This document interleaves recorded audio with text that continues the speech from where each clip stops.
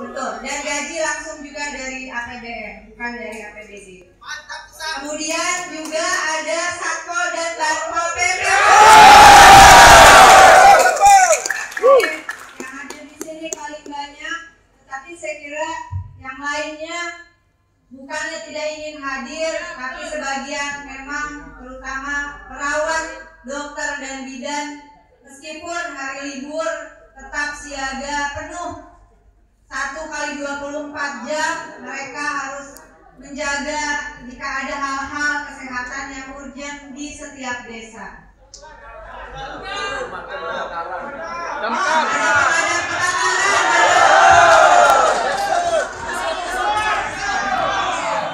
Saya cintai, yang saya banggakan, rekan-rekan, kawan seperjuangan yang pada hari ini telah menyatakan diri bergabung dalam Komite Nasional untuk disahkannya revisi Undang-Undang ASN. Alhamdulillah wa syukurillah kita bisa bertemu pada kesempatan hari ini. Kemarin kita sudah meresmikan di DKI Jakarta, lalu kemudian Provinsi Jawa Timur dan Jawa Barat, dan yang paling heboh memang di Provinsi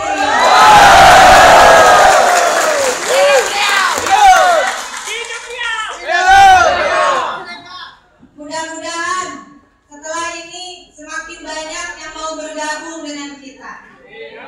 Bergabung bukan menjadi PNS yang artinya penitip nasib sejati, tetapi yang bergabung bersama kita adalah orang-orang yang memang mau berjuang bersama.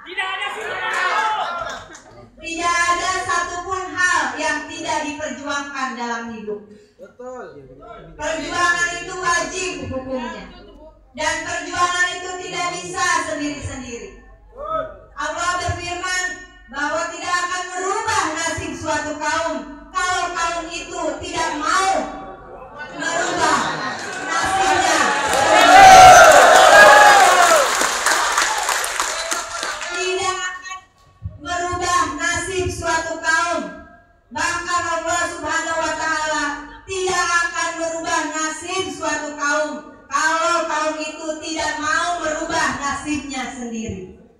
Oleh karena itu, ketika berbicara suatu kaum, saya pernah membuat tulisan singkat ini bagi kalian. Saya tidak tahu apakah yang di Rio baca atau tidak. Namanya kaum itu bukan orang per orang. Namanya kaum itu adalah sekelompok orang. Sekelompok orang bukan sekedar sekelompok orang atau orang-orang yang sekedar berkelompok dan berkumpul.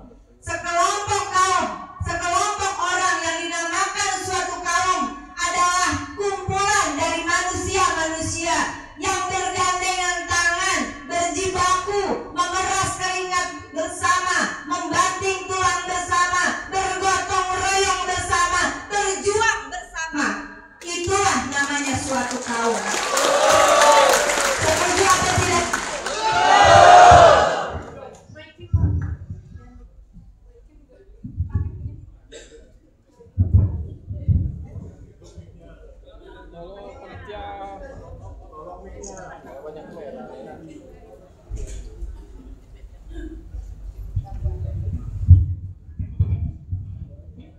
Dilanjut nggak?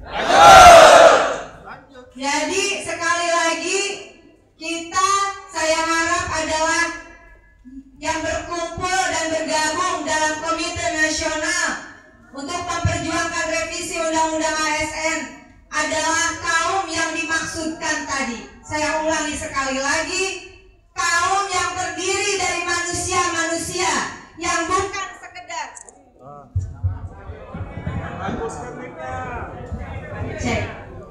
yang bukan sekedar bergerombol, bukan sekedar berkelompok, bukan sekedar duduk ketawa-tawa, ngobrol-ngobrol, arisan, bukan, bahkan jangan sampai adalah kelompok yang memecah belah satu sama yang lain, tetapi kaum yang berkumpul pada siang hari ini dan akan menjadi kaum yang lebih besar lagi adalah kumpulan dari orang-orang yang akan berjuang membanting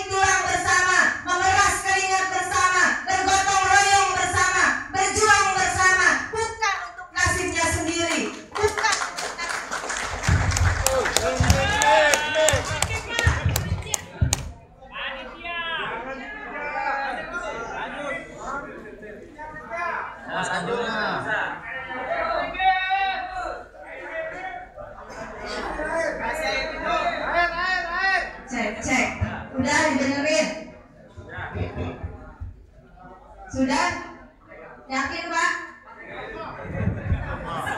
Yakin-yakinnya? Jangan sampai satpolnya pada marah nih. Nanti kena gusur.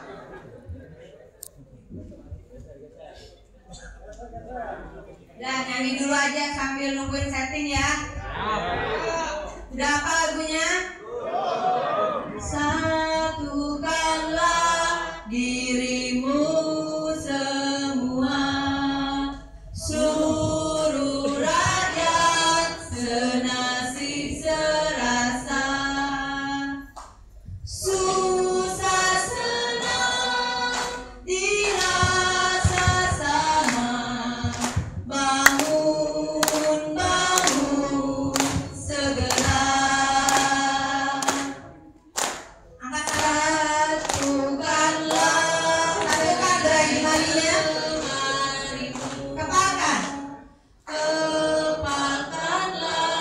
Dan jadikan tinju bara luka, jadikan palu untuk pukul lawan, tak perlu meragu. Pasti menang, pasti menang, harus menang. Rakyat berjuang. Sekali lagi dengan hati. Pasti menang, harus menang. Rakyat berjuang. Sekali lagi. Pasti menang, harus menang. Rakyat merdeka. Hidup rakyat Indonesia. Cek. Coba bagus mana?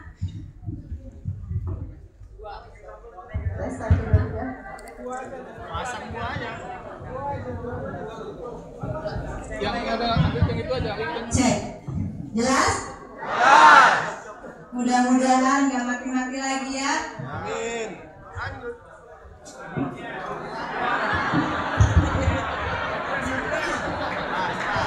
Ini Ledek namanya. Siapa namanya? Ditanya nyengir. Jangan-jangan adanya Monen.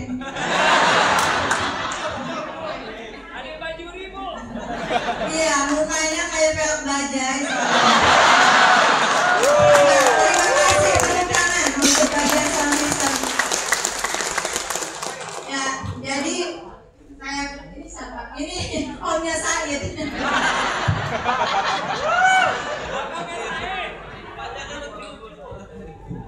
Humor.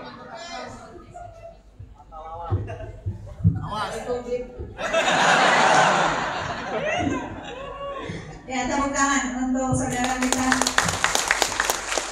Jadi saya boleh ulangi sekali lagi ya. Tadi kita suka atau tidak suka, kita harus menerima dan harus menjalankan. Saya kira ini salah satu takdir dari Allah bahwa suatu kaum tidak akan berubah nasibnya jika kaum itu tidak mau merubah nasibnya sendiri. Betul? Artinya kalau bicara kaum bukan orang per orang, bukan urusan kepentingan keluarganya. Ini bukan bicara kepentingan individu atau orang per orang. Ketika di dalam konteks untuk memperbaiki nasib sebagai pekerja yang statusnya tidak jelas, statusnya kontrak honorer tidak tetap seumur hidup. Tadi kalau dikatakan Bapak sudah PNS 29 tahun, di sini ada yang honorer 15 tahun? 20 tahun? Mana angkat tangan? Ya. Bapak Ibu ke sini, Bapak Ibu.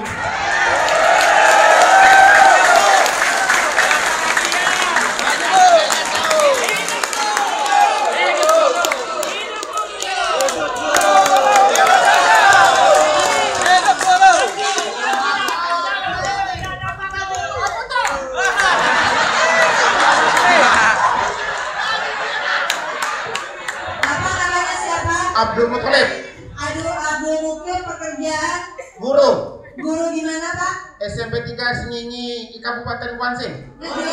Ya, Dari umur berapa jadi guru? dari umur 28. Sekarang berapa Pak? Kuansing 50. Kurang sedikit. Ya. Kurang sedikit 50. Ya. Lancar banget. Lancar banget. Dulu saya tamat 96, Ya. langsung 97 saya buat sekolah. Sampai hari ini alhamdulillah saya tidak pernah diangkat. Tidak pernah diangkat. Sekolah Gaji saya berapa? sendiri yang buat, Bu. Gaji berapa? Kalau pertamanya 3 tahun tidak pernah digaji, Bu. Sekarang provinsi 2 juta. Kata Bapak tadi 2 juta. 2 juta. Bulan dah habis baru dibayar.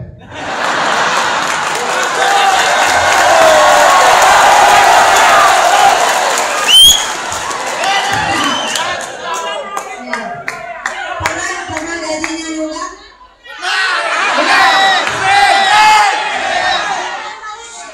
Tenang. Kita dengerin biar kedengeran.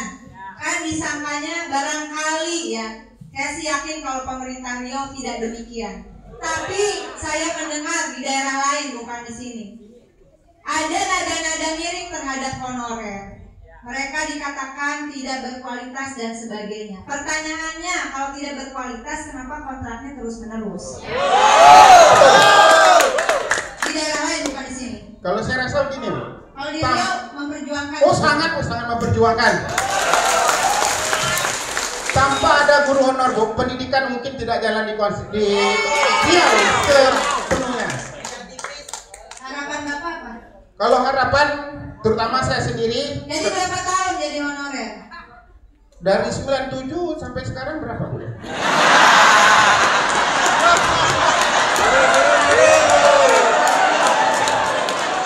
Suruh hitung sama si Oneng.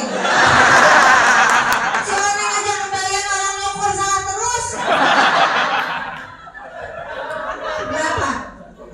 19 tahun, lebih kurang. 19 tahun. Iya. Bapak tidak menyesal bergabung berjuang bersama? Oh, saya sudah sering berjuang ke Jakarta, sudah 6 kali, Bu. Tapi alhamdulillah belum di rezeki mungkin oleh Allah. Tahu nggak bahwa diangkat itu harus ada undang-undangnya? Oh, udah tahu, Bu. Tahun Udah tahu. 48 itu kami waktu itu saya di Jakarta itu, Bu. Ya, PP Bersama itu ya. kawan-kawan dari PP. Kabupaten Pelalawan, Kuansing, Bengkalis, Kampar. Tapi alhamdulillah nggak semua, Bu, karena sampai PP 48, Bu. PP 48. Bapak tahu bahwa PP 48 itu batal dengan adanya undang-undang ASN yang baru? Baru di sekarang. Oke. Namanya siapa tadi Pak? Namanya siapa? Abdul Muthalib. Abdul Iya. adalah hamba, siswa, Thalib adalah siswa. Jadi hamba penuntut, Bu. Terima kasih untuk curhatnya. Ya. Mudah-mudahan Bapak tetap sebagai sesepuh bisa menjadi pembimbing bagi honorer-honorer yang lain. 19 tahun berjuang tidak kenal lelah sampai gendut begini. Mudah-mudahan Bapak tetap memberi semangat kepada yang muda Pak ya. Insya Allah, Bu. Ya, ada kata-kata terakhir Pak.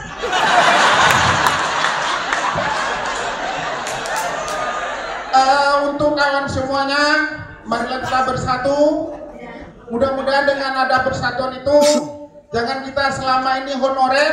Ya, saya sendiri sudah 19 tahun mengabdi kepada negara, khusus Kabupaten Kuansing, umumnya untuk Indonesia. Dan juga saya pernah menciptakan sebuah sekolah sampai dari tahun 1997 sampai 2006 bulan 3 saya kepala sekolahnya. Dan kemudian saya diturunkan karena saya tidak pegawai negeri. Oleh sebab itu saya mohon kepada bapak-bapak dan ibu, mari kita bersatu untuk Provinsi Riau. Tenang Pak, tenang. Terima kasih Pak, terima kasih. Jangan nangis, Bu, ya. Silakan Bapak kembali ke alamnya. Sudah. Tepuk tangan untuk senior kita. Ada pesan dari Mas Arief Wibowo yang dari Komisi 2 ini membawahi Kementerian Pan-RB, Kemenpan-RB, berjuang tapi jangan lupa bahagia. Jangan lupa bahagia.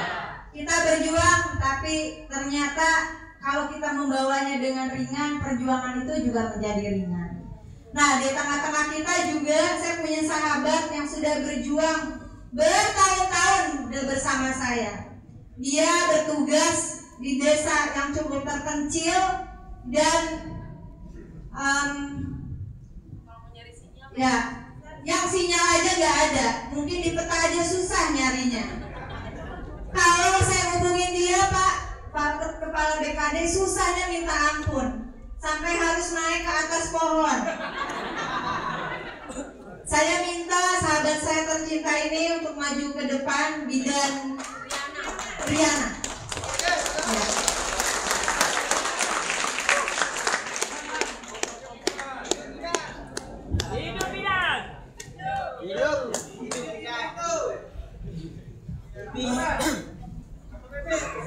Hidup Bidan. Ya, ini Mbak kenalin Mbak, namanya siapa? Nama saya Ngomong jangan dibatin. Nama saya Riama Pangaribuan. Saya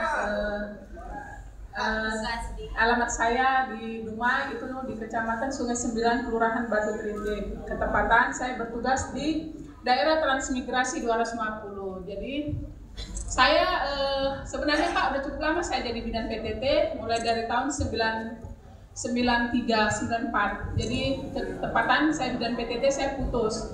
Jadi SK-nya SK mana? SK pusat Dari Kementerian Kesehatan. ya.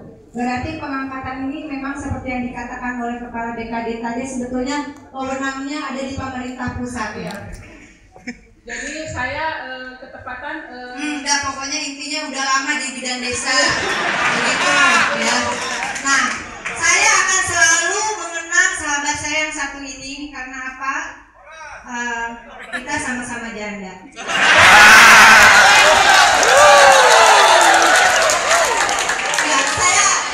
Kalau saya bicara itu, Bapak Ibu pasti ketawa. Tetapi inilah yang membuat saya tidak akan mundur untuk memperjuangkan nasib orang lain. Kakak yang satu ini, beliau punya suaminya sangat mendukung pekerjaan beliau.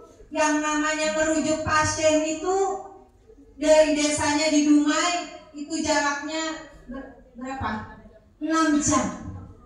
Dan suaminya suatu ketika membantu merujuk pasien. Dan Allah berkehendak lain, ketika suaminya membantu memperjuangkan pasien, ternyata Allah memanggilnya dalam sebuah kecelakaan. Jadi saya kira ini adalah perjuangan yang tidak mudah. Meskipun hal seperti itu terjadi, kakak yang memotivasi saya untuk tidak menyerah. Perjuangannya luar biasa, tapi sampai hari ini adalah salah satu kawan seperjuangan terbaik saya yang tidak pernah mundur. Padahal hidupnya juga tidak mudah. Single parent sekarang dan memutuskan tidak menikah lagi, tidak menikah lagi, hidupnya hanya untuk anak-anaknya dan juga untuk pengabdian kepada rakyat. Nah, kakak ada yang mau disampaikan buat teman-teman supaya tidak pecah belah? Saya mengharapkan semua teman-teman kita, baik yang dari pusat maupun ke daerah, untuk sama-sama kita berjuang yang honor-honor untuk memperoleh MIP. Bapak-bapak,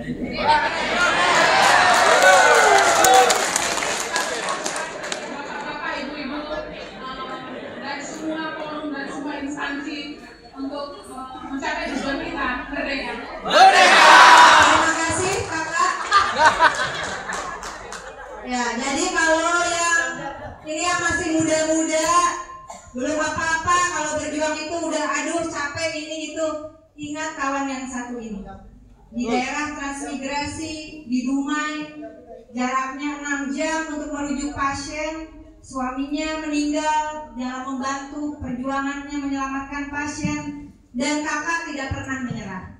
Dan Saya kira ini harus menjadi contoh kita untuk tetap berjuang. Kita beri aplaus untuk anak tercinta. Ada penyuluh di sini yang mau sedikit cerita? Penyuluh? Penyuluh?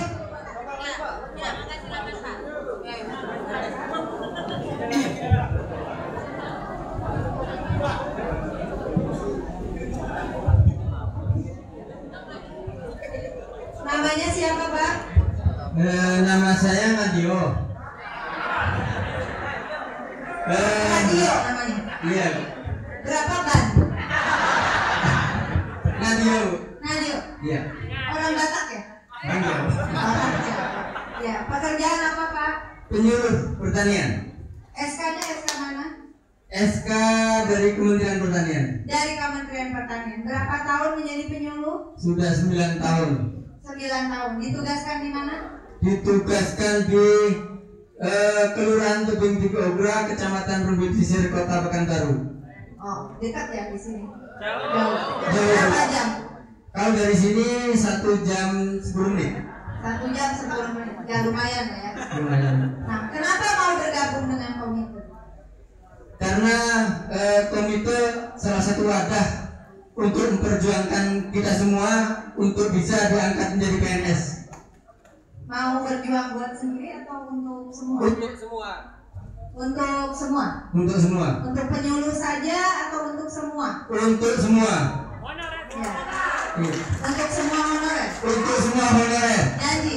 Janji Janji tidak akan mundur. tidak akan mundur, Janji tidak akan menyerah. tidak akan menyerah, Janji akan terus konsolidasi. akan terus berkonsolidasi, Akan terus berjuang bersama. akan terus bersama. Ya, tepuk tangan untuk rekan penyuluh. Terima kasih Bapak. Mudah-mudahan janji itu menjadi janji kita semua. Yang bohong seperti kemarin saya sampaikan di depan gedung DPR ketika menerima teman-teman honorer kontrak PTT non tetap pemerintah. Aksinya cukup besar, ada kurang lebih 12.000 orang yang datang dari seluruh Indonesia. Saya bilang janji bener nih, ya bener Bu, karena saya nggak mungkin berjuang sendiri. Sebagai wakil rakyat tidak mungkin berjuang tanpa rakyat. Wakil rakyat tidak mungkin jadi wakil rakyat kalau tidak ada rakyat. Rakyat sudah mempercayakan suaranya kepada saya. Alhamdulillah, suara saya yang dipilih, yang memilih saya cukup banyak. Saya nomor 1 di Jawa Barat, 1/4 juta orang lebih yang memilih saya. Nomor 4 atau nomor berapa dari perolehan suara di seluruh Indonesia. Daerah pemilihan saya adalah Karawang, Bekasi, dan Purwakarta. Tetapi saya kira ketika sudah menjadi wakil rakyat di Dewan Perwakilan Rakyat Republik Indonesia, maka tanggung jawab saya adalah memperjuangkan nasib rakyat di seluruh Indonesia. Tetapi kemarin ada tadi pagi kalau tidak salah ada yang mengatakan kepada saya, tapi Bu jangan janji-janji surga. Saya bilang saya tidak bisa janji surga karena saya belum pernah ke surga. Yang suka janji-janji surga berarti dia sudah pernah ke surga, artinya dia sudah pernah mati. Saya orang yang masih hidup, saya bilang. Kalau orang yang masih hidup, maka yang bisa dijanjikan adalah perjuangan. Karena orang yang berjuang adalah orang yang masih hidup. Kalau orang sudah mati, tidak bisa berjuang. Sekarang yang di sini orang mati atau orang hidup? Berarti harus berjuang. Benar? Saya ngomongnya sama. Kalau bohong, biarin saya sumpahin anaknya jadi opan semua kayak si amit-amit dia bang baik. Nah, teman-teman ternyata setelah mendengarkan kisah dari senior kita, guru yang luar biasa mendirikan sekolah, lalu kemudian jabatannya diturunkan karena bukan PNS, lalu ada penyuluh yang bekerja di daerah transmigrasi, saya pastikan juga tidak mudah pekerjaannya. Kita mendengar cerita bidan desa kakak kita yang sangat luar biasa mengharukan, ternyata nasibnya sama. Apapun profesinya, ketika tidak memiliki kepastian kerja, jadi kadang bukan persoalan apakah gajinya bagus atau tidak, gajinya besar atau tidak, apalagi ini gajinya tidak besar, tetapi kepastian status kerja itu adalah sesuatu yang harus dipastikan diperoleh setiap rakyat. Karena kalau statusnya honorer, kontrak dan sebagainya yang sejenis, tidak ada ketenangan dalam bekerja. Selalu berpikir, apakah hari ini saya bisa bekerja, tapi apakah bulan depan, apakah tahun depan saya masih bisa bekerja atau tidak? Betul tidak? Boro-boro mikirin anak bisa kuliah, status kerja saja tidak jelas. Nah, tentu ini bukan sesuatu yang tidak mungkin. Ini bisa terjadi. Yakin tidak? Yakin atau tidak? Yakin bisa atau tidak? Saya cerita sedikit ya. Saya ini agak panjang, gak apa-apa ya? Lanjutin nggak? Saya anak terakhir dari 6 bersaudara, dari keluarga yang secara ekonomi ayah saya bilang bukan Senin Kemis, kamu pilih mau Senin atau Kemis, saking susahnya ya. Tapi kita harus sekolah terus. Ayah saya bilang kami tidak bisa mewariskan harta, tetapi yang bisa kami wariskan adalah semangat perjuangan dalam hidup. Dan tidak ada yang tidak mungkin, tidak bisa. Tidak ada yang tidak bisa, ibu saya bilang. Saudara-saudara, hidup saya juga tidak mudah. Kecil, saya membantu ibu saya berjualan jamu. Ibu saya pijit refleksi keliling dari satu tetangga ke tetangga lain. Saya ikut berjualan jamu godok, jamu tradisional dimasukkan ke botol. Saya naik sepeda. SMP saya sudah bekerja di mall supaya ada tambahan untuk kebutuhan sekolah. Mungkin orang melihat ya terang aja situ artis. Ya, itu proses yang cukup panjang. Saya sekolah, kuliah saya menyelesaikan S1, S2 saya di Universitas Indonesia. Tapi untuk itu saya harus berjualan nasi uduk di kampus. Saya harus bekerja, banting tulang dan sebagainya. Dan saya tahu rasanya bagaimana menjadi orang miskin. Itu sangat tidak enak. Saya sangat tahu rasanya menjadi anak dari keluarga yang tidak punya pekerjaan yang tetap. Saya sangat tahu rasanya. Jadi pada hari ini saya berdiri di sini bukan sesuatu proses yang begitu saja terjadi. Saya meniti perjuangan bata demi bata untuk bisa berdiri di sini. Ibu saya mengatakan,